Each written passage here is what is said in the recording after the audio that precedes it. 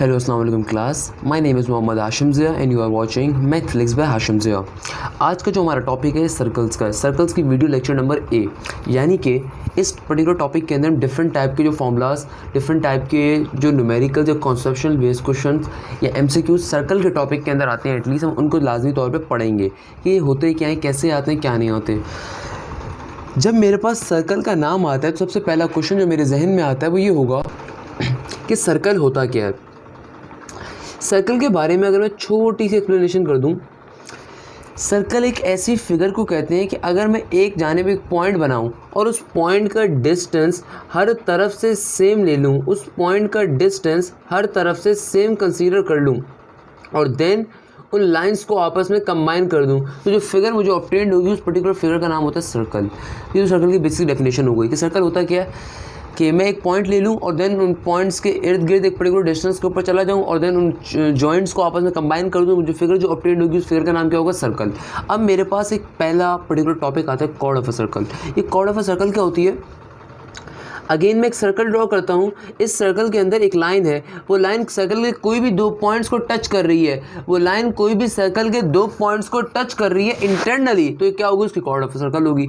Then मेरे पास topic आता है डायमीटर ऑफ अ सर्कल का। डायमीटर क्या होती है?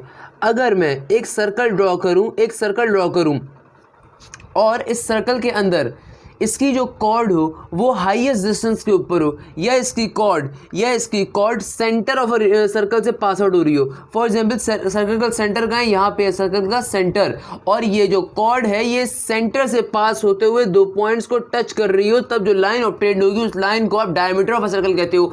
मैं अगेन अपनी बात रिपीट कर देता हूँ, मैं एक सर्कल लेता हूँ, उसके अंदर एक सेंटर ड्रॉ कर दूँ और अपनी कॉर्ड को, मेरी कॉर्ड सर्कल के सेंटर से पास होते हुए दो लाइंस को टच करे, तो जो चीज़ ऑब्टेन्ड होगी डायमीटर ऑफ सर्कल भी कहेंगे। ये एमसीक्यू पेपर में 1 से 2 बार एनडी के अंदर पूछा जा चुका है। अच्छा, एक और भी आपके पास कॉर्ड की डेफिनेशन होती है,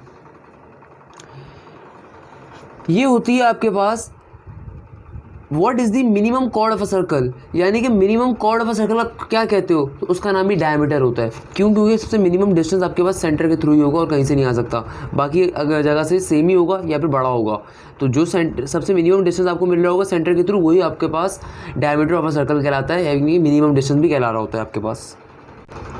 देन मेरे पास एक टॉपिक आता है सेकेंड लाइन का। ये क्या होता है? मैं एक सर्कल ड्रॉ करता हूँ और मेरी लाइन जो है सर्कल के अंदर से दो लाइंस को, दो पॉइंट्स को टच करते हुए बाहर निकल गई, इंटरसेक्ट करते हुए बाहर निकल गई, तो ये जो पर्टिकुलर लाइन होगी इसका नाम क्या होगा, सेकंड लाइन। सिंपल सा एक वो आ गया। तो ये तो बेसिक चीज़ें हो गई सर हमारे पास। देन मेरे पास दो इक्वेशंस आती हैं सर्कल्स को डिटरमाइन करने के लिए। सर्कल्स की जो दो इक्वेशंस होती हैं, दो इक्वेशंस आ गई। पहली इक्वेशन का नाम क्या होता है, स्टैंडर्ड इक्वेशन ऑफ सर्कल, और दूसरी इक्वेशन का नाम क्या होता है, जनरल इक्वेशन ऑफ सर्कल। बारी बारी थोड़ा सा इंट्रोडक्शन करवा के देन इनके क्वेश्चंस के ऊपर चलते हैं। The first equation is called standard equation of circle. ये क्या इक्वेशन है, x माइनस ए का whole square plus y minus B का whole square is equal to R square. यानी कि कभी भी आपके पास सेंटर और रेडियस होगा, क्या होगा, सेंटर और रेडियस, क्या होगा, सेंटर और रेडियस, तो आप हमेशा इस इक्वेशन को यूज करोगे। और इस इक्वेशन में सेंटर क्या होता है, a कॉमा b इसका सेंटर होता है, r क्या होता है, रेडियस होता है। अभी जरा इसके पास पेपर्स के अंदर आए हुए क्वेश्चंस को भी चेक करते हैं, टेंशन नहीं लेनी।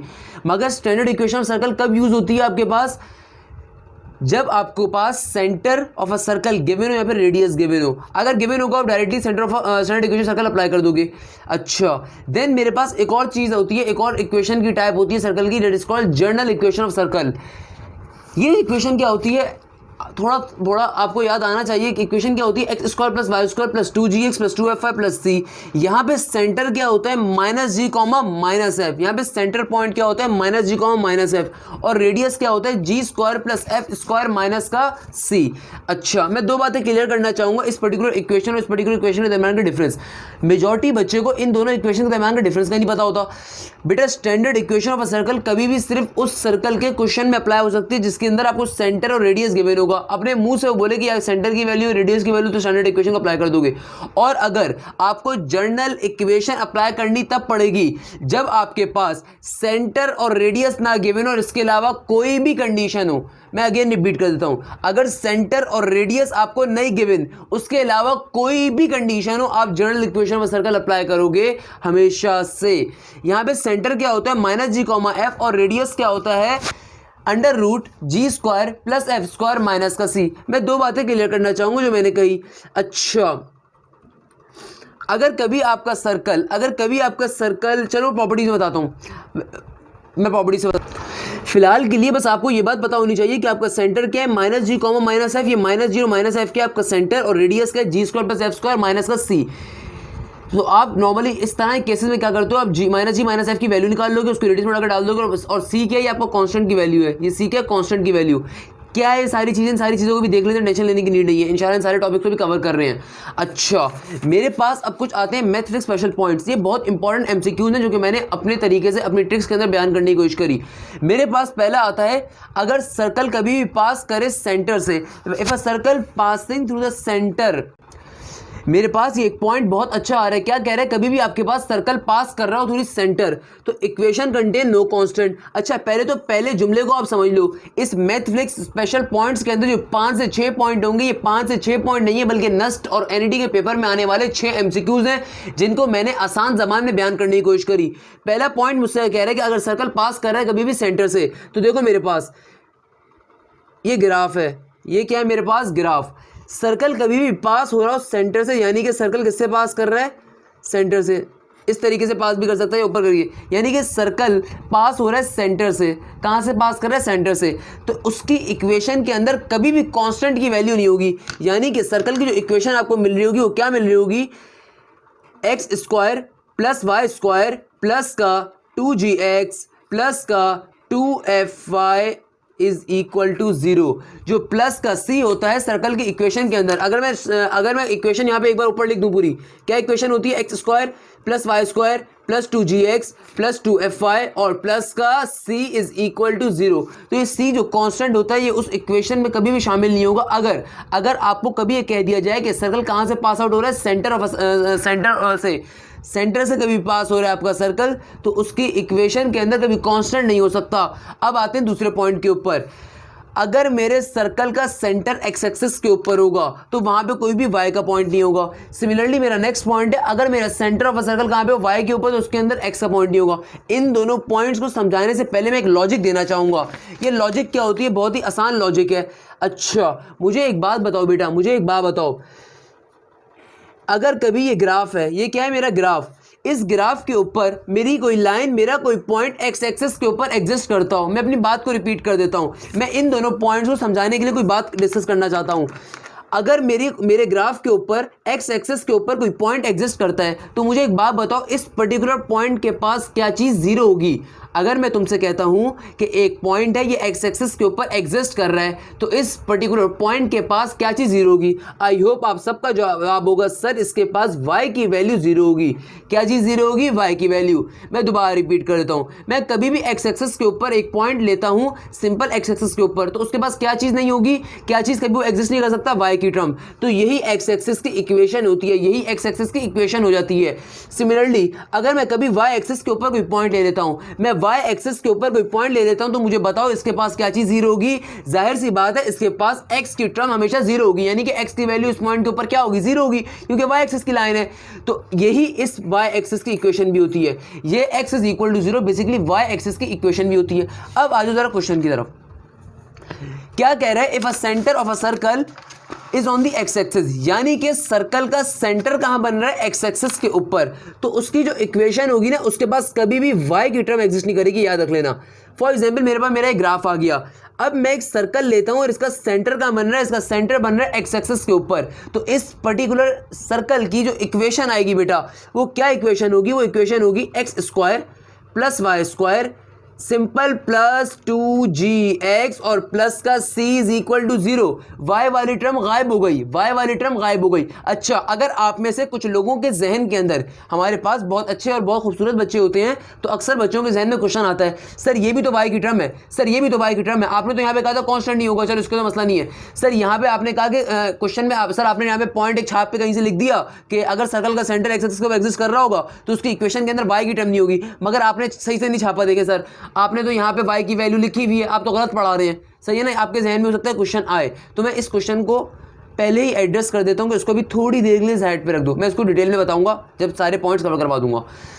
मैंने अभी फिलहाल क्या कहा, मैंने कहा कभी भी सर्कल की जो अगर कभी भी सेंटर ऑफ अ सर्कल कहाँ पे आ रहा होगा, एक्स एक्सिस के ऊपर, यानी कि एक सर्कल का सेंटर बन रहा होगा एक्स एक्सिस के ऊपर, तो उस पर्टिकुलर सर्कल की इक्वेशन में कभी भी y वाली टर्म नहीं होगी, यानी कि 2fi नहीं होगा, सिंपल कॉन्स्टेंट बता दूंगा। सिमिलरली अगर मेरे पास एक सर्कल का सेंटर है, वो कहाँ एग्जिस्ट कर रहा है, वो बन रहा है y एक्सिस के ऊपर। फॉर एग्जाम्पल मेरा ग्राफ है, ये मेरा सर्कल का सेंटर है, ये कहाँ बन रहा है, ये बन रहा है y एक्सिस के ऊपर। एक सर्कल है, उसका सेंटर कहाँ बन रहा है, y एक्सिस के ऊपर। तो ऐसी पर्टिकुलर इक्वेशन, ऐसी पर्टिकुलर सर्कल की जो इक्वेशन होगी, उसके पास कभी भी उसकी इक्वेशन के अंदर y एक्स एक्सिस एग्जिस्ट नहीं कर सकता, उसकी इक्वेशन में कभी भी एक्स एग्जिस्ट नहीं करता। क्यों? क्योंकि भैया एक्स एक्सिस के ऊपर y जीरो होता है और y एक्सिस के ऊपर क्या चीज जीरो होती है, X is equal to zero होता है। यही पॉइंट तो मैंने अभी आपको समझाया कि कभी भी कोई पॉइंट एक्स एक्सिस के ऊपर हो, उसके बाद y की टर्म जीरो होगी, और कभी भी कोई पॉइंट y एक्सिस के ऊपर हो, उसके बाद x की टर्म जीरो होगी। हम इसी बात को यहां पे लिख रहे हैं कि जब कभी किसी सर्कल का सेंटर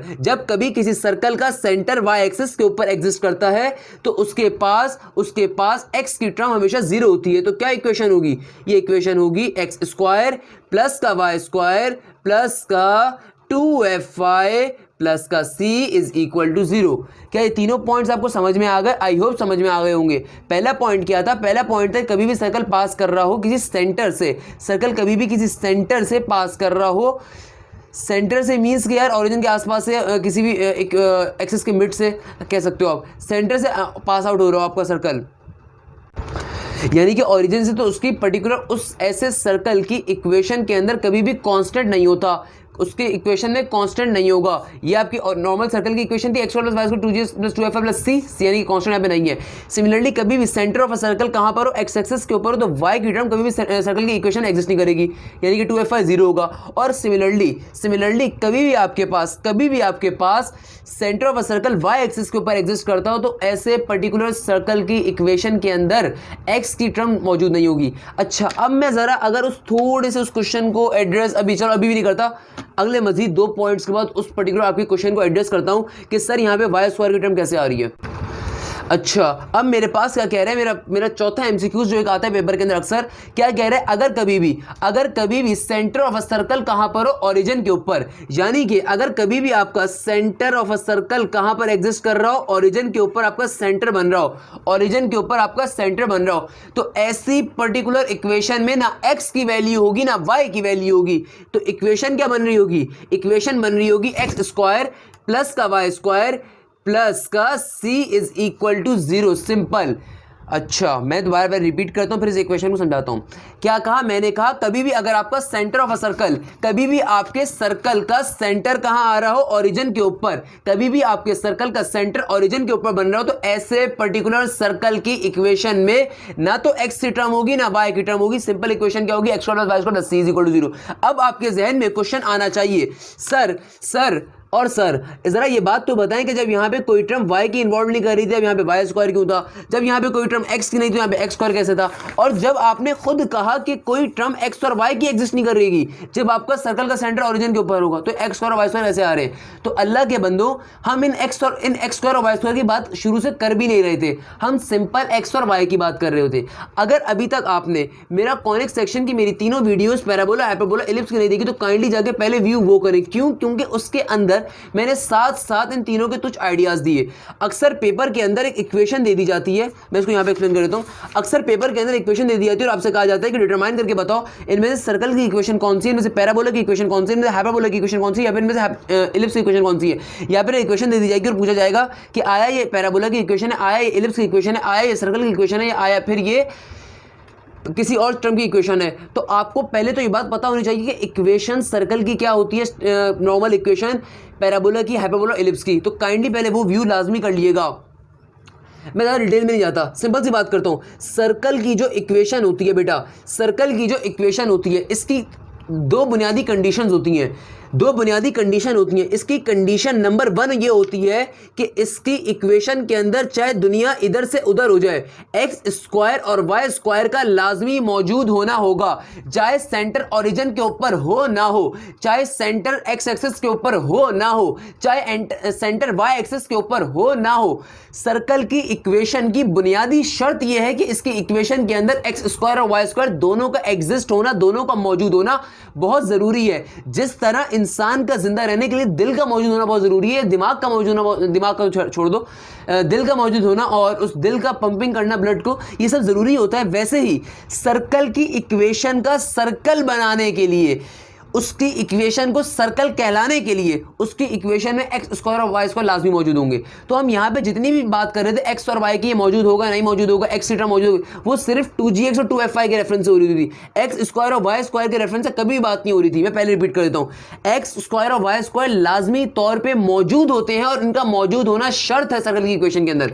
सिमिलरली एक और कंडीशन होती है इसकी, सर्कल की इक्वेशन की एक और कंडीशन होती है। कोई टीचर आपको नहीं समझाएगा क्या कंडीशन होती है, नहीं होती। अल्हम्दुलिल्लाह मेरे चैनल पर आए हो, इंशाल्लाह पढ़ रहे हो, आगे बस पास करना उसे। क्या कंडीशन होती है? एक और कंडीशन ये होती है कि जो एक्स स्क्वायर और वाई स्क्वायर मौजूद होंगे, इन दोनों का ना सिर्फ पॉजिटिव होना शर्त है, इन दोनों का ना सिर्फ पॉजिटिव होना शर्त है, बल्कि इन दोनों का सेम कोफिशिएंट होना भी जरूरी है, बल्कि इन दोनों का सेम कोफिशिएंट होना भी जरूरी है। आपको जिंदगी के अंदर, आपकी जिंदगी गुजर जाएगी, कभी भी आपको सर्कल की इक्वेशन ऐसे ही मिल सकती, 2x square plus 3x square plus 2x minus का 4y इज इक्वल टू 0। आपकी जिंदगी गुजर जाएगी। मैं अगेन रिपीट कर रहा हूं, कभी भी ये चीज सर्कल की इक्वेशन के तौर पे नहीं आ सकती। क्यों? क्योंकि यहां पे ये सॉरी ये वाई स्क्वायर था। आपकी जिंदगी गुजरेगी, कभी भी आपको इक्वेशन ऐसी मिलेगी कि एक्स स्क्वायर और वाई स्क्वायर तो लाजमी एग्जिस्ट कर रहे हैं, पहली कंडीशन तो प्रूफ करता है ये। मगर दूसरी कंडीशन क्या थी कि इन दोनों के कोफिशिएंट का सेम होना शर्त है। एक्स स्क्वायर और वाई स्क्वायर के कोफिशिएंट क्या होता है? वेरिएबल के साथ लिखा गया नंबर उसका कोफिशिएंट होता है। फॉर एग्जांपल वाई का कोफिशिएंट यहाँ पे क्या है 4, एक्स का कोफिशिएंट क्या है 2, तो वाई स्क्वायर का कोफिशिएंट क्या है 3 और एक्स स्क्वायर का कोफिशिएंट 2। मैंने क्या कहा? सर्कल की इक्वेशन का लाजमी जुज होता है, लाजमी कंडीशन होती है कि सर्कल की इक्वेशन के अंदर ना सिर्फ एक्स स्क्वायर और वाई स्क्वायर मौजूद हो, बल्कि उनका सेम कोफिशिएंट में होना भी शर्त है। या तो ये 2x square plus 2y square होगा, या ये 3x square plus 3y square होगा, या ये simple x square plus y square होगा। मगर ऐसा कभी नहीं हो सकता ये 2x square plus 3y square हो, क्योंकि 2x स्क्वायर यहाँ पे कोफिशिएंट 2 आ रहा है, y स्क्वायर कोफिशिएंट क्या आ रहा है 3, तो दोनों का कोफिशिएंट सेम नहीं है, ये सर्कल की इक्वेशन नहीं हो सकती कभी भी नहीं। क्लियर है? इस टाइप के एमसीक्यू आपसे अक्सर एनईटी साइड पर, नस साइड पर पूछ लेते हैं, तो सर्कल की इक्वेशन कर लेना इस तरीके से अपने जहन में। अब दोबारा से अगर मैं इनको रिवाइज करवा दूं ताकि अब और अच्छे तरीके से समझ में आएगा। पहले मैंने पॉइंट के रखा, मैंने कहा कभी भी सर्कल पास कर रहा हो सेंटर से तो उसकी जो इक्वेशन होगी वो कंटेन करेगी कोई भी कांस्टेंट को नहीं, यानी कि उसकी इक्वेशन कोई भी कांस्टेंट नहीं होगा। सिंपल से आपकी इक्वेशन आ जाएगी x plus y plus 2g plus 2fy is equal to 0। Similarly अगर कभी भी आपका सेंटर ऑफ सर्कल कहां पर हो, एक्स एक्सिस के ऊपर हो, तो वहां पे कोई भी टर्म नहीं होगी किसकी, y की। यानी कि अगर आपका सर्कल का सेंटर कहां पर एग्जिस्ट कर रहा हो, एक्स एक्सिस के ऊपर, तो उसके y की वैल्यू 0 होगी। ये तो सिंपल सी बात है। एक्स एक्सिस की इक्वेशन क्या होती है? y is equal to 0। आगे चैप्टर नंबर 2 सही से नहीं पढ़ा तो इंशाल्लाह मैं पढ़ा दूंगा। देन हमने क्या पढ़ा? If a centre of a circle is on y axis, अगर मेरा सर्कल का सेंटर कहां पर हो, वाई एक्सिस के ऊपर हो, तब उसके पास क्या चीज नहीं होगी, एक्स की वैल्यू नहीं होगी। तो जाहिर सी बात है क्या गायब हो गया, 2gx। ये एक्स स्क्वायर और वाई स्क्वायर लाजमी मौजूद होंगे, चाहे सेंटर एक्स पे मौजूद हो, वाई पे मौजूद हो, सिरे से मौजूद ही ना हो, ओरिजिन के ऊपर हो, कहीं पे भी हो, ये एक्स स्क्वायर और वाई स्क्वायर लाजमी मौजूद होंगे अगर इक्वेशन सर्कल की है। मैंने ये बात बहुत डिटेल में आई गेस क्लियर कर दी। सिमिलरली अगर सेंटर ऑफ सर्कल ओरिजिन के ऊपर होगा तो ना एक्स की टर्म मौजूद होगी ना वाई की टर्म होगी, यानी कि ना 2gx होगा ना 2fy होगा, simple x square plus Y square plus c is equal to 0 हो जाएगा। और फिर मैंने क्या बताया? मैंने फिर आपको सर्कल की इक्वेशन को और डिटेल में जाकर समझाया कि सर्कल की इक्वेशन, कभी भी आपको कोई इक्वेशन दे दे पेपर के अंदर, एनईटी के पेपर के अंदर, नस्ट के पेपर के अंदर, आपसे कहा जाए ये बताओ कि ऑप्शन दिए हुए हो, ये एलिप्स की इक्वेशन है, सर्कल की है, पैराबोला की, हाइपरबोला की, तो मैंने पैराबोला के टॉपिक में उसको डिटेल में बताया था, हाइपरबोला एलिप्स के अंदर उनको बताया था। तो एक बात याद रख लेना सर्कल के लिए कि अगर कभी भी अगर आपको शक पड़े कि सर्कल की इक्वेशन, आपको जो ऊपर इक्वेशन गिवन है वो सर्कल की है, तो सिर्फ दो चीजें चेक कर लेना। पहला ये चेक करना कि आया उसमें एक्स स्क्वायर और वाई स्क्वायर आ रहे हैं, अगर तो आ रहे हैं, आने चाहिए, अगर तो नहीं आ रहे होंगे तो उसी वक्त तुम्हारा वो ऑप्शन एलिमिनेट हो जाएगा कि ये सर्कल का क्वेश्चन नहीं है। अगर तो आ रहे हैं तो दूसरी चीज चेक करो क्या वो पॉजिटिव है, क्या वो दोनों के दोनों पॉजिटिव है? ये एक पॉजिटिव नेगेटिव तो नहीं है। अगर दोनों के दोनों पॉजिटिव होंगे तभी सर्कल है, अगर एक पॉजिटिव एक नेगेटिव है तो फिर हाइपरबोला है, सर्कल नहीं है। क्लियर है? और अगर दोनों पॉजिटिव है, अगर दोनों पॉजिटिव है फिर चेक करो क्या उनका सेम कोफिशिएंट है या नहीं है, यानी कि उनके साथ लिखा गया, दोनों के साथ लिखा गया नंबर एक है या नहीं है। अगर तो एक है तो सर्कल है, और अगर एक नहीं है तो फिर इलिप्स है। क्लियर है? ये इस तरह कॉनिक सेक्शन एक दूसरे से लिंक करता है, तो काइंडली जाके वीडियो को डिटेल में चेक कर लिएगा। अब मेरे पास एक और टॉपिक आता है। अच्छा देखो, एप्टीट्यूड लेवल के ऊपर बहुत सी चीज़ें एग्जामिनर आपको अपने मुंह से नहीं देगा, मैं पहले बता देता हूँ। बहुत सी चीज़ें एग्जामिनर अपने मुंह से सिरे से नहीं देगा, वो आपसे एज्यूम करेगा कि बच्चे को पता होनी चाहिए, और पता होनी चाहिए इंटर के स्टूडेंट को। फॉर एग्जाम्पल जब कभी आपका सर्कल टच करता है एक्स एक्सिस के ऊपर, तो आपकी रेडियस की वैल्यू क्या होती है? ये बहुत कॉमन सी बात है, रेडियस की वैल्यू क्या होती है? माइनस का एफ। और जब कभी आपका सर्कल टच करता है वाई एक्सिस के ऊपर, तो आपकी रेडियस की वैल्यू क्या होती है? माइनस का जी। मैं इस बात को बहुत डिटेल में एक्सप्लेन कर सकता हूं, जो मैं यहाँ पे कर रहा था, पर मैंने कहा था आपको आगे चल के बताऊंगा, वो बात मैं एक्सप्लेन कर देता हूं। अब मेरा ख्याल में टाइम आ गया। जब मैं जनरल इक्वेशन को अगर हम देखते हैं, तो जनरल इक्वेशन में क्या चीज है? X square plus Y square 2j plus C. यहाँ पे रेडियस की वैल्यू क्या होती है नॉर्मल केस के लिए? G square plus F square minus C. अगर मेरे पास जनरल इक्वेशन के अंदर कोई इंफॉर्मेशन नहीं होगी, तो मैं सिंपल रेडियस का ये केस लगा दिया करूंगा, जी स्क्वायर प्लस एफ स्क्वायर, यानी कि पहले सेंटर को कैलकुलेट करके फिर रेडियस के अंदर डाल दिया करूंगा। रेडियस क्या है? जी और एफ माइनस का सी, यानी कि जी स्क्वायर प्लस माइनस का सी। और अगर उसने क्वेश्चन के अंदर मुझे एक स्पेसिफिक इंफॉर्मेशन दी हुई है। क्या इंफॉर्मेशन दी हुई है? कि मेरा जो सर्कल है ना, वो एक्स एक्सिस पे टच हो रहा है। वो कहाँ टच हो रहा है? एक्स एक्सिस के ऊपर। तो मेरे अल्लाह के बंदो, एक बात हमेशा याद रखना, कभी भी आपका सेंटर एक्स एक्सिस के ऊपर टच हो रहा होगा, रेडियस का फॉर्मूला वहां पे आपको नहीं गिवन होगा, आपको याद होना चाहिए क्या होता है? R is equal to minus का एफ। अच्छा, ये माइनस का एफ कैसे बनता है, मैं इसको डिटेल में समझा सकता हूँ कैसे। आओ मेरी बात और सुनना। अब बच्चा क्या होता है, बच्चा इंटर का इतना प्रेशराइज हुआ होता है, इतना कंफ्यूज हो जाता है, वो क्या समझता है? वो समझता है कि सेंटर के अंदर माइनस जी और माइनस एफ होता था। मैं इस पे आने से पहले जरा एक मिस कॉन्सेप्ट जो बच्चों का बना हुआ है उसको खत्म करना चाह रहा हूँ। सेंटर क्या होता है? माइनस जी और माइनस एफ। यहाँ पे माइनस जी को बच्चा नॉर्मली कंसीडर करता है एक्स, और माइनस एफ को कर रहा होता है वाई। तो कहता है यार सेंटर की वैल्यू क्या होती है जनरल इक्वेशन के अंदर? Minus ji minus F.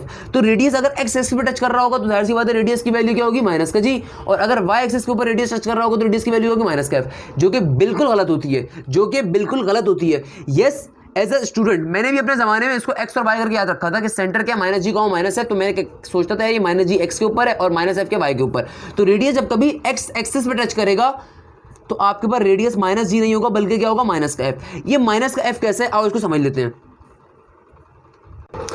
For example देखो, मेरा एक सर्कल है, ये सर्कल कहां पे टच कर रहा है? सर्कल टच कर रहा है एक्स एक्सिस के ऊपर। ये सर्कल टच कर रहा है एक्सिस के ऊपर, यानी कि when circle touches X axis, ये सर्कल है, when circle touches X axis, या when circle touches X axis, या when X axis touches circle. ये सर्कल एक्स टच कर रहा है। अब मुझे इसका रेडियस निकालना है। अभी इस फॉर्मूले को भूल जाओ, मैं इसको ड्राइव करके बता रहा हूँ। मुझे एक बात बताओ, मेरा ये ओरिजिन है, पहले मैं अपने ओरिजिन से, इसका सेंटर यहाँ पे एग्जिस्ट कर रहा है, इसका सेंटर यहाँ पे एग्जिस्ट कर रहा है, सही है। पहले मैं इस ओरिजिन से लेके यहाँ तक आऊँगा, पहले मैं अपने ओरिजिन से लेकर यहाँ तक आऊँगा, तो क्या ये मेरा रेडियस की वैल्यू है? अच्छा, यहाँ पे ये एक्स, अच्छा दो चीज़ें कंसीडर एज्यूम कर लो। एक्स के ऊपर डिस्टेंस जो हम कवर करेंगे उसको हम माइनस जी कह देते हैं, और वाई के ऊपर जो डिस्टेंस कवर करेंगे उसको हम क्या कह रहे हैं? माइनस का एफ। ये बातें पहले अपने पास लिख लेना। हम एक्स के ऊपर जो डिस्टेंस कवर करेंगे उसको माइनस जी कहेंगे, और वाई के ऊपर करने वाले को माइनस एफ। अब मैं अपने ओरिजिन से, ये मेरा ओरिजिन है, मैं अपने ओरिजिन से यहाँ तक आया ट्रैवल करके, यहाँ तक आ गया, तुम यहाँ से कंसीडर कर लो तो मुश्किल हो रही है। मैं अपने ओरिजिन से ट्रैवल करके यहाँ तक आया सेंटर तक, तो क्या ये मेरा क्या रेडियस बन गया? नहीं, रेडियस तो बेटा क्या होता है? रेडियस तो सेंटर से लेकर सर्कल के कोने तक का डिस्टेंस को आप कहते हो। तो मैंने तो इतना सारा डिस्टेंस पहले सर्कल तक पहुंचने में खर्च करा, तो जो डिस्टेंस मैंने एक्स एक्सिस के ऊपर ट्रेवल करा, उसको मैंने कह दिया माइनस का जी। अब मैं सर्कल के सेंटर की लोकेशन तक पहुंच गया हूं, मगर अभी भी मैं सेंटर के पास नहीं पहुंचा। तो अब मैंने एक्स एक्सिस के ऊपर अपना डिस्टेंस ट्रेवल कर लिया, अब मैं क्या करूंगा? वाई एक्सिस पर डिस्टेंस ट्रेवल करूंगा। तो अब मैंने इस पॉइंट से लेके इस तक का डिस्टेंस ट्रैवल करा, और ये वाला जो डिस्टेंस मैंने ट्रैवल करा वाई एक्सिस डायरेक्शन में करा, और वाई एक्सिस के डिस्टेंस को हम क्या कहते हैं? माइनस का एफ। अब मुझे एक बात बताओ, यहाँ पे रेडियस क्या हुआ सर्कल का? भैया ये जो डिस्टेंस मैंने ट्रैवल करा माइनस का जी, ये तो मैंने ओरिजिन से खाली सर्कल तक पहुंचने में ही खर्च कर दिया। ये एक्स एक्सिस का डिस्टेंस था, तो ये क्या था? माइनस का जी था। और जो डिस्टेंस मैंने सर्कल के अंदर यानी कि सेंटर तक पहुंचने में खर्च किया, जो कि बेसिकली रेडियस होता था, वो क्या है? माइनस का एफ। तो इसीलिए जब कभी सर्कल टच करता है एक्स एक्सिस के ऊपर, तब रेडियस की वैल्यू क्या होती है? माइनस का एफ। सिमिलरली मैं इस केस को वाई के लिए भी समझा सकता हूं। सिमिलरली मेरा ये एक सर्कल है, मेरा ये क्या है? सर्कल। ये कहाँ है? वाई एक्सिस को टच कर रहा है। अब मैं क्या करूंगा? पहले मैं अपने ओरिजिन से जाऊंगा, और ये मेरा सेंटर है, ये मेरा क्या? सेंटर। यहाँ मुझे यहाँ तक जाना है, सेंटर से लेके कोने तक का डिस्टेंस क्या होता है, रेडियस। ये डिस्टेंस क्या होगा, रेडियस।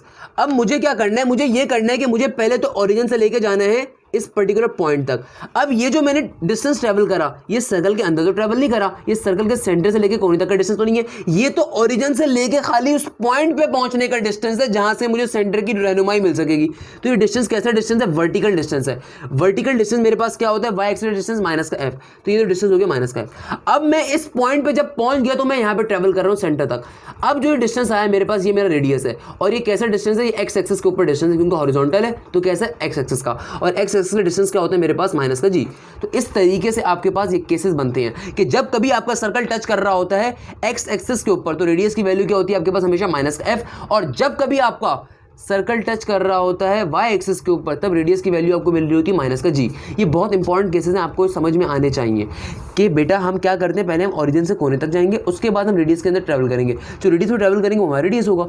हम पहले ओरिजिन से ऊपर तक गए, फिर हमने रेडियस ट्रैवल करा, तो रेडियस जो ट्रैवल करा वो रेडियस की वैल्यू आ गई। तो जब कभी सर्कल टच करता है एक्स एक्सिस के ऊपर तो रेडियस की वैल्यू क्या होती है, माइनस का एफ, और जब कभी सर्कल वाई एक्सिस के ऊपर टच कर रहा होता है, वाई एक्सिस टच कर रहा होता है, तब रेडियस की वैल्यू क्या होती है, माइनस का जी। मैंने बहुत डिटेल के अंदर ये दोनों केसेस समझा दिए, आई होप आपको क्लियर होंगे इंशाल्लाह।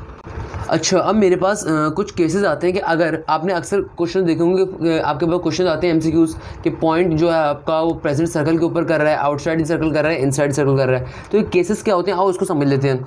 अगर कभी भी आपके पॉइंट एक्स कोमा वाई की वैल्यू क्या आ जाए 0, अगर आपको कोई भी पॉइंट गिवन होगा आप डाल के चेक कर लोगे एक्स और वाई की जगह के ऊपर, अगर वो वैल्यू क्या आ जाती है 0 के बराबर, यानी कि इक्वेशन सेटिस्फाई कर देता है, तो पॉइंट कहाँ प्रेजेंट कर रहा होगा, सर्कल के ऊपर। यानी कि आपको एक इक्वेशन में सर्कल गिवन होगी और आपको एक पॉइंट दे दिया जाएगा और आपसे पूछा जाएगा कि आया ये पॉइंट सर्कल के ऊपर है, सर्कल के अंदर है या फिर सर्कल के बाहर है।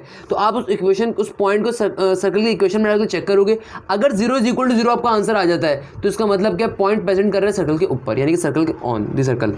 अगर उस पॉइंट की वैल्यू पॉजिटिव में आ जाती है, इससे क्या मुराद है, अगेन आपको इक्वेशन गिवन है एक सर्कल की आपको पर्टिकुलर इक्वेशन गिवन होगी, आप क्या करते हो, सर्कल की इक्वेशन में पॉइंट डालते हो और आपके जो आपको आंसर मिलता है वो 5, 6, 7, 8, 25, 35, 85, 95, 100, 125, 115, इस टाइप का कुछ भी आपको 0 से बड़ा नंबर मिलता है। अगर 0 से बड़ा नंबर मिल रहा है तो इसका मतलब क्या है कि जो पॉइंट है वो सर्कल के बाहर एग्जिस्ट करता है कहीं पे, यानी कि वो पॉइंट प्रेजेंट है आउटसाइड द सर्कल के ऊपर। सिमिलरली थर्ड कंडीशन मेरे पास आती है कि अगर मेरी वैल्यू नेगेटिव में आ जाए, यानी कि अगेन मुझे एक सर्कल की इक्वेशन गिवन है, एक पॉइंट देके मुझसे पूछा जाता है कि आए ये पॉइंट सर्कल के ऊपर है, अंदर है, बाहर है, कहां है, मैं उस सर्कल के उस पॉइंट को सर्कल की इक्वेशन में प्लॉट करवाता हूं, पुट करवाता हूं। अब अगर मुझे आंसर मिलता है 0 से छोटा नंबर नेगेटिव के अंदर, तो इसका मतलब क्या होगा, पॉइंट पर प्रेजेंट कर रहा होगा इनसाइड दी सर्कल, यानी कि सर्कल के अंदर, सर्कल के ऊपर, सर्कल के बाहर, सर्कल के अंदर कहीं पे एग्जिस्ट कर रहा होगा। अगर पॉइंट की वैल्यू डालने के ऊपर इक्वेशन का आंसर क्या आ जाता है 0, यानी कि इक्वेशन सेटिस्फाई हो जाती है, पॉइंट प्रेजेंट कर रहा है ऑन द सर्कल।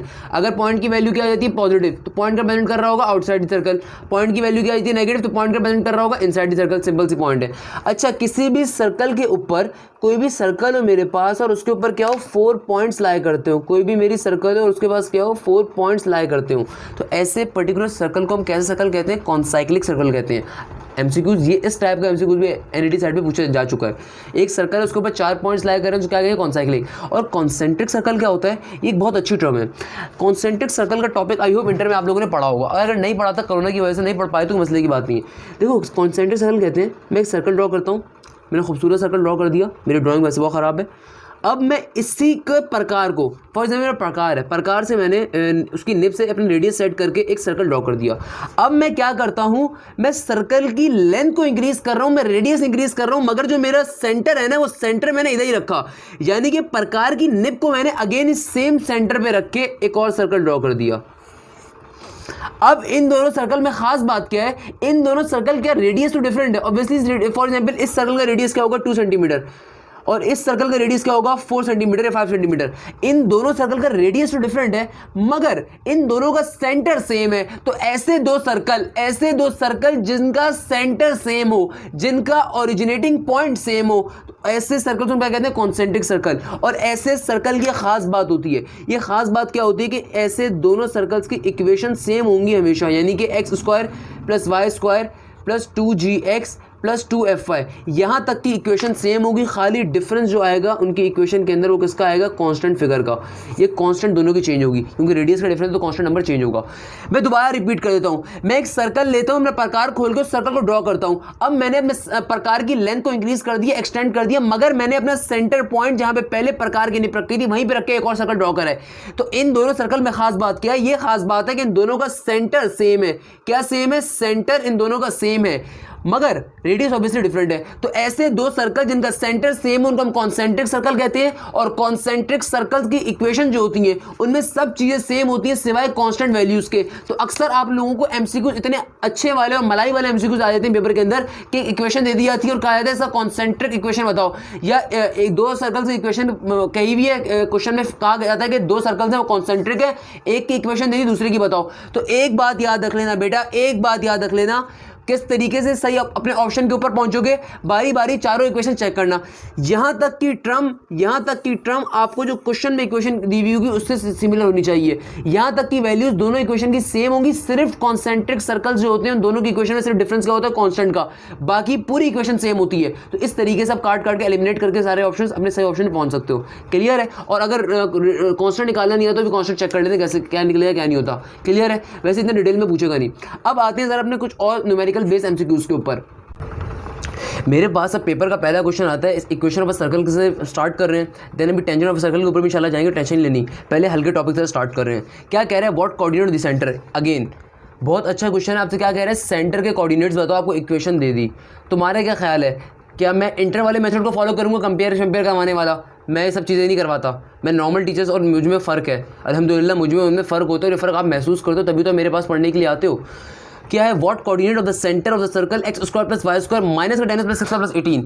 यानी कि आपको एक इक्वेशन दे रहा है, आपको एक सर्कल की इक्वेशन दे रहा है। क्या इक्वेशन है, x square plus Y square minus का 10x प्लस का 6y प्लस का 18 इज इक्वल टू 0। आपको ये पर्टिकुलर इक्वेशन दे दी गई और आपसे कह रहा है कि भैया इसके सेंटर के कोऑर्डिनेट्स बताओ। देखो मैथफ्लिक्स शॉर्टकट के ऊपर आए हो ना, मेरे चैनल के ऊपर आए हो, तो शॉर्टकट क्या होगा, एक बात हमेशा रख लेना, कभी भी सेंटर के पॉइंट्स निकालने हो, कभी भी आपको सेंटर के पॉइंट्स निकालने हो ऐसी इक्वेशन के अंदर, हमेशा याद रख लेना हमेशा कि जो भी आपका x वाला फैक्टर हो और जो भी आपका y वाला फैक्टर हो, इनके नीचे इनको डिवाइड करवा देना किससे, -2 से। आपके पास डायरेक्टली माइनस सेंटर का आंसर आ जाएगा।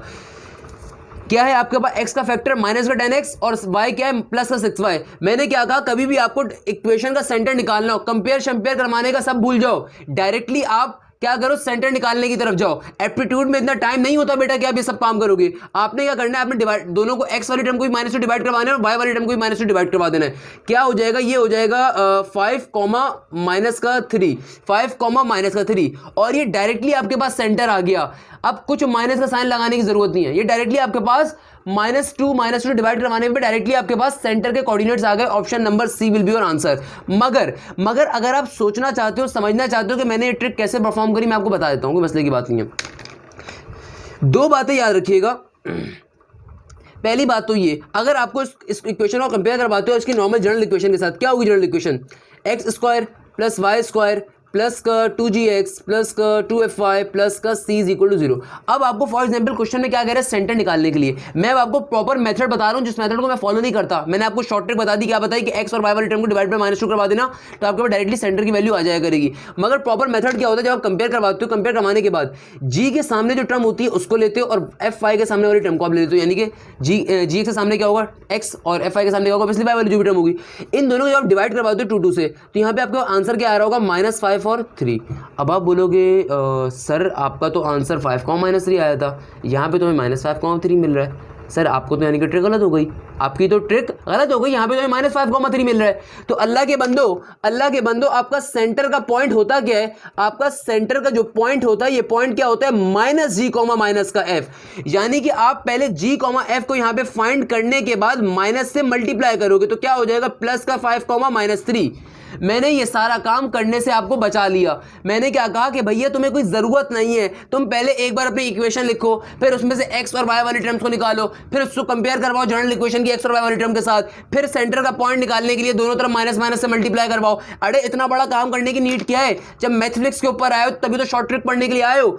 क्या करना है, सिंपल सिंपल x और y वाली टर्म को डिवाइड करवा देना किससे, -2 और -2 से, यानी कि जो भी x के साथ कोफिशिएंट होगा उसको भी -2 से डिवाइड करवाओ और जो y के साथ होगा उसको -2 करवाओ। यहाँ पे क्या था -10 तो -10 डिवाइड बाय -2 5 और 6 डिवाइड बाय +6 डिवाइड बाय -2 -3, तो डायरेक्टली आपको सेंटर की वैल्यू मिल जाएगी 5, -3। पहली चीज तो ये हो गई। अब अगर ये कंडीशन ये मेरे ट्रिक जो है कहाँ पे लागू होती है और कहाँ पे आपके पास फॉलो हो सकती है, एक बात याद रख लेना, ये जो मैंने ट्रिक बताई -2 से डिवाइड करवाने वाली, -2 डिवाइड करवाने वाली, ये ट्रिक खाली उन इक्वेशंस के अंदर काम करेगी जिनका कोफिशिएंट x² और y² क्या हो 1। अगर आपके पास फॉर एग्जांपल कोई इक्वेशन आ जाती है 3x² + 3y² plus 2x minus का 6y प्लस का 13 = 0, आपके पास फॉर एग्जांपल सर्कल की इक्वेशन ये आ रही है। अब यहाँ पर क्या है, x² और y² कोफिशिएंट 1 नहीं है, तो ये ट्रिक आप डायरेक्टली अप्लाई नहीं कर सकते। पहले आपको इन x² और y² कोफिशिएंट 1 करना पड़ेगा, फिर ये ट्रिक अप्लाई होगी। तो इस ट्रिक की एक कंडीशन होती है, ये ट्रिक सिर्फ वहां पे अप्लाई कर सकते हो, उस इक्वेशन में अप्लाई कर सकते हो जिसका x² और y² क्या होगा, उसका कोफिशिएंट 1। अब यहाँ पे x² और y² कोफिशिएंट क्या है, 3 और 3। अब पहले आप यहाँ पे 3 को निकालोगे, आप पहले x² और y² कोफिशिएंट को 1 बनाओगे, फिर इस ट्रिक को यूज करोगे। और 1 कैसे बनाएंगे, सिंपल सी बात है, 3 कॉमन ले लो। 3 कॉमन ले लोगे तो क्या बन जाएगा, x² + y²। अब 2 के साथ 3 नहीं है तो डिवीजन के अंदर 3 आ जाएगा। क्यों, क्योंकि कॉमन लेने का एक तरीका ये होता है, अगर कॉमन आपके पास ऊपर एग्जिस्ट ना कर रहा हो तो आप कॉमन खुद से नीचे ले लेते हो, तो क्या हो जाएगा प्लस का 2 डिवाइडेड बाय 3, क्योंकि यहाँ पे 3 एग्जिस्ट नहीं कर रहा था, मैं पूरी इक्वेशन से 3 कॉमन ले रहा हूँ। अब 3 ऊपर चूंकि एग्जिस्ट नहीं करता तो मैंने 3 डिवाइड में लिख दिया। सिमिलरली यहाँ से 3 कॉमन लूंगा तो क्या हो जाएगा 2y 2x - 2y प्लस का 13। सिमिलरली 13 के अंदर भी 3 एग्जिस्ट नहीं करेगा तो क्या हो जाएगा, डिवाइड के अंदर 3 आ जाएगा और ये 3 इक्वल टू के दूसरी जाके 0 हो जाएगा। तो सिंपल आपका इक्वेशन क्या आ जाएगी, x² + y² प्लस का 2x divide by 3 - 2y plus का 13/3। अब ये जो सर्कल, अब जो इक्वेशन बन गई आपके पास ये वाली, अब जो अंदर वाली इक्वेशन है इसके अंदर x² और y² का कोफिशिएंट क्या आ रहा है, 1 और 1, यानी कि x² का क्या नंबर है, कुछ भी नहीं है तो 1 है, y² का कोई भी नंबर नहीं है तो क्या है 1 है। तो अब इस पर्टिकुलर इक्वेशन का आप इस पे ट्रिक अप्लाई कर सकते हो। अब इस पर्टिकुलर इक्वेशन के ऊपर आप ट्रिक अप्लाई कर सकते हो। और क्या ट्रिक है, ट्रिक सिंपल सी है कि अगर आपको इस इक्वेशन का सेंटर निकालना है, अच्छा ये 3 कहाँ जाएगा, 3 0 से जाकर डिवाइड हो जाएगा तो ऑब्वियसली खत्म हो जाएगा, तो मैं डायरेक्टली काम कर रहा हूं। अब अगर आपको इस इक्वेशन का क्या निकालना है, सेंटर, तो सेंटर हम कैसे निकाल सकते हैं इस इक्वेशन का, बहुत ही अच्छा तरीका है। मैंने क्या कहा, x वाली टर्म को लो और y वाली टर्म को लो, x वाली टर्म को भी डिवाइडेड बाय -2 करवाओ, x वाली टर्म को भी क्या करो, डिवाइडेड बाय -2। x वाली टर्म है क्या 2x, यानी कि 2/3 माइनस के 2 से डिवाइड करवा दो। सिमिलरली यहाँ पे क्या -2, इसको भी -2 डिवाइड करवा दो, तो ये ऊपर चला जाएगा और करोगे तो आंसर आपके पास आएगा सारा 2/6, नॉट श्योर आई एम, ये जब आप इसको करोगे तो क्या आ रहा होगा 2/6, यानी कि 1 -1/3 और दूसरा आपके पास क्या आ रहा होगा +1। तो इस पर्टिकुलर इक्वेशन का सेंटर कैसे निकाल सकते हो, इस तरीके से। मैंने दोनों चीजें बहुत डिटेल में बता दी, मैं अगेन इस कॉन्सेप्ट को थोड़ा रिवाइज करता हूँ और फिर रेडियस निकालने का तरीका सिखा देता हूँ ताकि रेडियस निकालना भी आ जाए, हालांकि रेडियस मांगा हुआ नहीं है।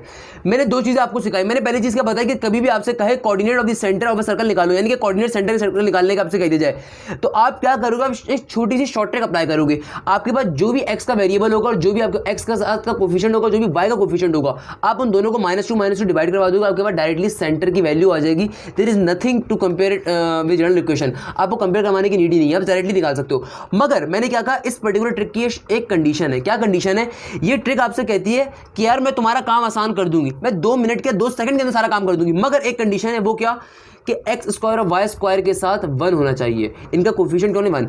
अगर फॉर एग्जांपल मेरे पास इस टाइप का क्वेश्चन आ जाए जहाँ पे x² और y² का तो कोई और कोफिशिएंट हो, 3x² हो, 2x और 2y² हो, या 4x और 4y² हो, तब ऐसी सूरत हाल में आप क्या करोगे, आप वहाँ से कॉमन ले लोगे वो पर्टिकुलर नंबर, आप वहाँ से कॉमन लेके उसको डिवाइड करवा दोगे 0 से जाके, तो आपके पास यहाँ पे क्या ताकि बन जाए x² और y² कोफिशिएंट 1, ताकि आपका x² और y² कोफिशिएंट क्या बन जाए 1, तभी ये शॉर्ट ट्रिक अप्लाई हो सकती है, वरना शॉर्ट ट्रिक अप्लाई नहीं हो सकती है। पहले क्लियर कर देता हूँ, वरना ये शॉर्ट ट्रिक अप्लाई हो ही नहीं सकती है, इस बात को अपने जहन में बिठा लेना। और जब आप इसका कोफिशिएंट 1 बना दोगे, फिर ये आप शॉर्ट ट्रिक को अप्लाई करोगे, x के कोफिशिएंट को डिवाइड करवाओगे -2 के साथ, y कोफिशिएंट डिवाइड -2 के, सिंपल सा आपका आंसर आ जाएगा सेंटर का। अब अगर आपको रेडियस निकालने के लिए आए तो रेडियस का फॉर्मूला क्या होता है इस पर्टिकुलर टर्म के अंदर, ये होता है r = g² प्लस का f² माइनस का c। अब मुझे एक बात बताओ, देखो अच्छा इस इक्वेशन में सेंटर रेडियस निकाल लें, इसका आप खुद निकाल लोगे। सेंटर की वैल्यू क्या गिवन है आपको -g और -f का आंसर क्या गिवन है 5, -3, तो सिंपल से यहाँ पे डाल दो। अगर आपने सेंटर निकाल लिया ना तो रेडियस निकालना बाएं हाथ तक गेम है। अब क्या है जी स्क्वायर, अब माइनस जी है ये तो, मगर स्क्वायर है ना तो स्क्वायर इवन पावर है, इवन पावर हमेशा आपके उसको वैसे ही आपको आंसर पॉजिटिव भी देगी। तो आप यहाँ पे 5 का स्क्वायर ले दो सिंपल। देन फिर क्या -3 का होल स्क्वायर, तो -3 का स्क्वायर सिंपल रख दो। और ये क्या चीज़ है, माइनस का सी क्या कांस्टेंट, तो यहाँ पे जो कांस्टेंट नंबर आ रहा था उसको लिखो। क्या कांस्टेंट नंबर आ रहा है आपके पास 18, तो यहाँ पे क्या आ जाएगा -18। सिंपल तरीके से आपके रेडियस की वैल्यू आ जाएगी। 5 का स्क्वायर 25, 3 का स्क्वायर 9 और -18 कर दोगे, जो भी आपके पास इसको अंडर रूट लेने का आंसर आ रहा होगा वो इसका रेडियस होगा। क्लियर है। सेंटर निकालने क्या करते हो, एक्स और वाई को -2 डिवाइड करवा दो, सेंटर की वैल्यू आ जाती है। देन रेडियस निकालने के लिए करते हो, रेडियस का फॉर्मूला क्या होता है, √g² + f² माइनस का c। सिंपल तरीके से g² की वैल्यू जो रेडियस से ली होती है उसको लिखोगे, g की वैल्यू, f की वैल्यू रेडियस सेंटर से ली होगी उसको लिखोगे, और माइनस का c कांस्टेंट के 18। इस केस का रेडियस आप उससे निकालोगे। कैसे निकालोगे, ये फॉर्मूला यूज करोगे, g² f² माइनस g क्या आ रहा है यहाँ पे -1/3, f क्या आ रहा है 1, और c क्या होगा कांस्टेंट का यहाँ पे 13/3, कांस्टेंट का यहाँ पे 13/3 और -13/3। सिंपल सॉल्व हो जाएगा आपका क्वेश्चन। अब आते हैं एक और तरह के इक्वेशन सर्कल के क्वेश्चन के ऊपर। अच्छा अब देखो बेटा, मेरे पास एक और तरह का इक्वेशन और सर्कल का टॉपिक आ गया, क्वेश्चन आ जाता है पेपर के अंदर। यहाँ पे क्या होता है, यहाँ पे मुझे 4 इक्वेशन आंसर में गिवन होंगी और मुझे 3 पॉइंट्स दे देगा और कहेगा कि बताओ इन तीनों पॉइंट से इक्वेशन फॉर्म करो, कौन सी हो रही है इनमें से। तुम्हारा क्या ख्याल है, क्या हम यहाँ इस लेवल पर आकर वो इंटर वाला मेथड यूज़ करेंगे।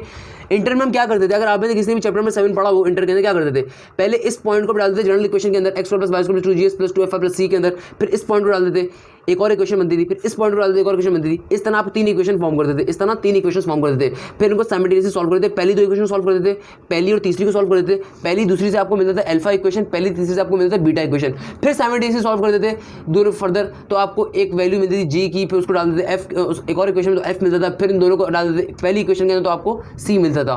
तो तुम्हारा क्या ख्याल है कि वो सब फॉलो करवाऊंगा, नहीं मैथमेटिक्स ये सारे काम नहीं करता, हाशिम दे सारे काम नहीं करता, हाशिम दे डायरेक्टली आपको पढ़ाना चाहता है। भैया इसको करने का सिंपल सा शॉर्ट ट्रिक है। क्या शॉर्ट ट्रिक है, hit and try method, this is called hit and try method. ये IBS साइड का मेथड होता है, हिट एंड ट्राई मेथड। क्या मेथड होता है, बारी बारी इन पॉइंट्स को इक्वेशन में डालो, जो भी इन चारों इक्वेशन में से इन तीनों पॉइंट को सेटिस्फाई करे।